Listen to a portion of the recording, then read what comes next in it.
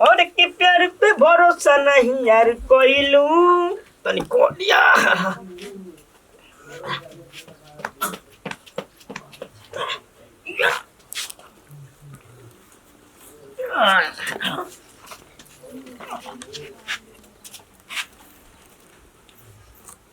इका भुटाली इका करता रे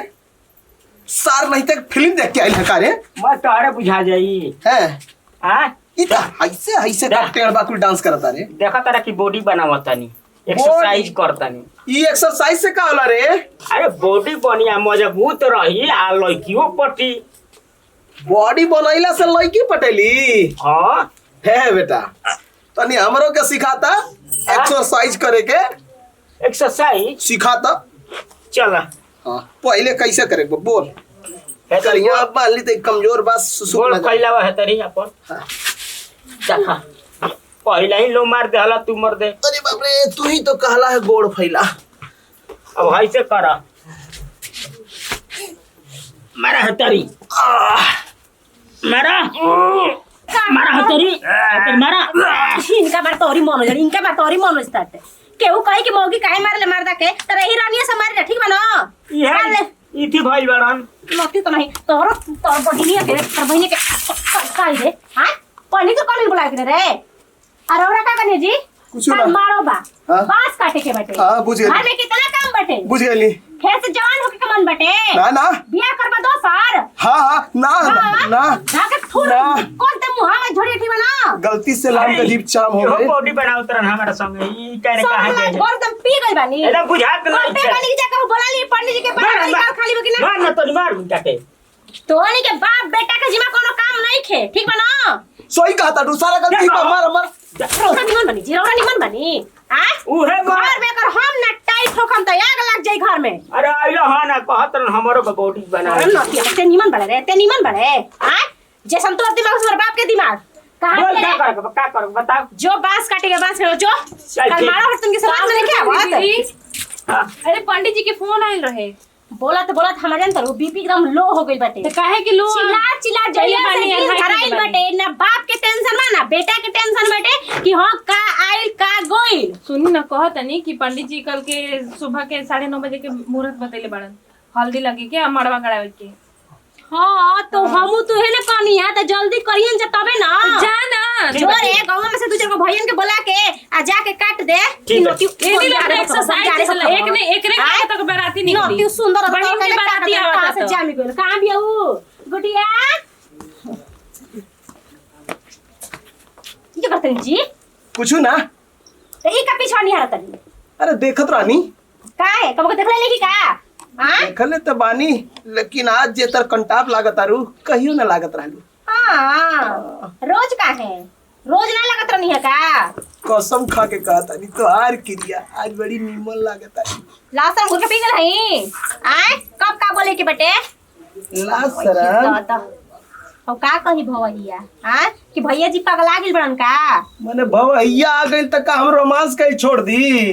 ना जस बुढ़ैया तस रोमांस करत रहियो घर में टेंशन नहीं है ना का करे के बेटी के कितना दहेज देवे के बेटे सुना ना जवानी में तो टेंशने रहेला कमाए के बुढ़ौती में टाइम मिला रोमांस करे तो रोमांस कर जाइनू तो तारे बियाह में रोमांस करे के टाइम मिलले जे 10 गो टेंशन बता यू तो लागत पगलाइले रहो तुमने एकदम से अरे सुना ना ए बुटेली के माई ए भाई शादी में रंग बिरंग देख के हमरो मन छछनाता ओ हमार मेहरा रुबिया कि तनको भावे नहीं के देत चला सब राम भरोसे बा आगे का होई भगवान जाने आठ ही काठ के मालावा रे मालावा ताई मालावा ए सुहाग के हर दिला देबो ए सो तनी सहथा वाला फावा गुडिया बेटी ला देबो ए सुहाग के हर दिला देबो ए खतरनु है पोत देले बाड़ी सान आई कितना मना करत रही तब आई हो ना के तन धक छोड़ा दही ओ काहे खाती धक हो तेरे के ऊपर पर लगा देली क्या सो सुना तेरा के 10 साली माना करत नहीं ना लगन लाग जाला तलई से बाहर ना जाइल जाला। तू जब देखत तब एक पिछुआरिया का कर जा तू हमका घरे घूमे साखी सहेली ना जिनके जेकरा के मिले मजरिया के दिया लोग आई कोनो तारा के जाके बाहर ना जाई हो ठीक बना। ठीक बा अब ना निकल जाला हल्दी लाग जाला तो बड़ ना निकल जाला ठीक बना। एगो लोहा की चूड़ी दे देनी है ठीक है नहीं है ना। हां छोटा डाल डाल देनी देनी ठीक बा। आ जा पंखा के हवा में चल जा ना कि है तनी सा मरचो पीस देले बड़ी सब की का देखो तो नहीं तरे ठीक बा ना। हां ठीक चलो जाई ए चल हम के और कमा जा कर ले भीतर में बैठ जा हमने के बैठे दे जहां करा बैठे जहां करा चलो हम कमा कर ले कुछ चलो चलो। हमार तो सदिए हो तटे अब हमार बड़ी टेंशन बा पता नहीं हुए तरह हमार के याद कर दो या ना। अब उनका दिल पे पता नहीं का बीता तो इतनी अब फोन को कौन से बतिया लेती समझाऊं जाती।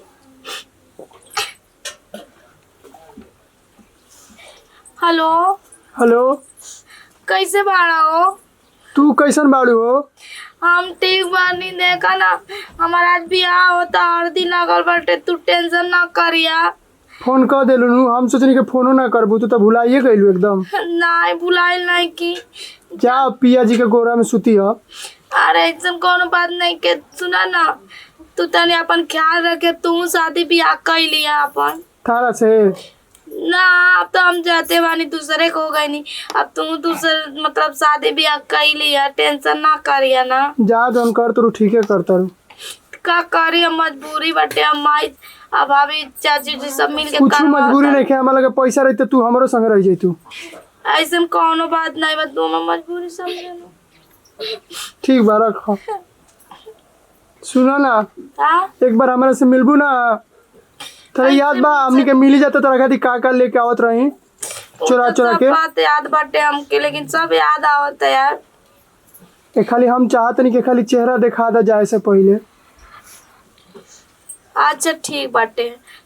ऐसा बात बता हम जरूर आई मिले। तो आवाज हमनी के मिलत रहनी जा। अच्छा ठीक बा मंगरू चाचा के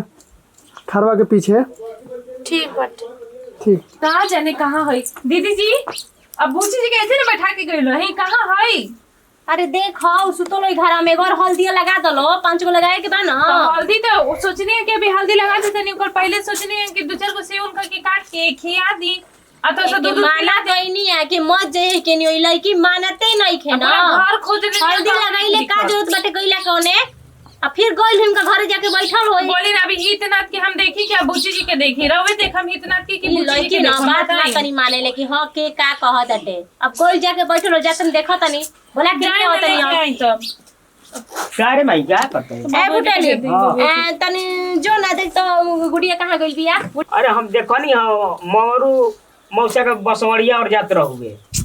ओकरा के बार माना करतनी वो बसवाड़ी और ना गइनी लेकिन उ लड़की मानी तब न जो तो देख तो ओकरा बोला जो तो जाके देख के हां हल्दी छप जला दिली तो ना घूमे के चाहिए। अरे आ अब जाइए जोर एक बात कहना माने इसरे का कहतनी ठीक है। ए खाली ना सुना तो हनी के ई लोग के ना थोड़ा सा बड़ का हो जाला ना कि तुरंते बाप माई बने लगेला ना हो एकनी के टेंशन नहीं खे। हमनी के सोच में पड़ जाता नहीं कि हमनी के जन्मैले बानी कि ही लोग हमनी के जन्मैले बाटे।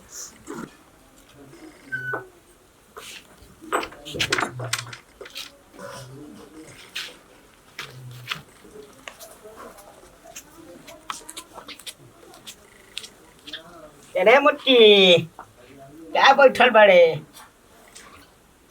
बोलत काहे नहीं किसी अब तो चल ली हमारे के छोड़ी के आ? अरे बोल रे ए मुट्ठी चल दे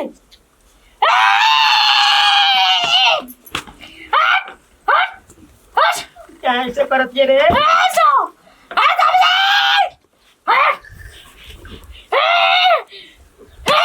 क्या करता रे बाबूजी माई सामने साजो। अरे भाई अरे देख नहीं पटा खाती रे का हो गई कहा जा हमारे के रे का भे रे गुड्डी का ई का हो गई दीदी अब कौन करे छोड़ा आ जाओ दीदी कौन करे छोड़ा का करे हां कुछ हट कौन करे छोड़ा ना छोड़ा का है अरे कौन करे छोड़ा। अरे भाई ये नाटक नहीं छनु करत रे कहानी है करे के कि मत जो ने त काले का करे गइल योनिया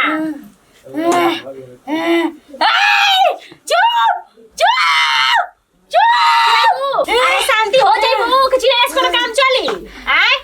का भइलटे हां हमरा टोलस खाए हमरा टोलस या हां त टोकाई लागल ह बस वाड़िया तो गई लिया हमका टोक देलस या अच्छा लगा लिया तो थई लेनी है ले चल पंडित जी बेरी हो ले चल चल चल चल ले चल चल चल चल ले चल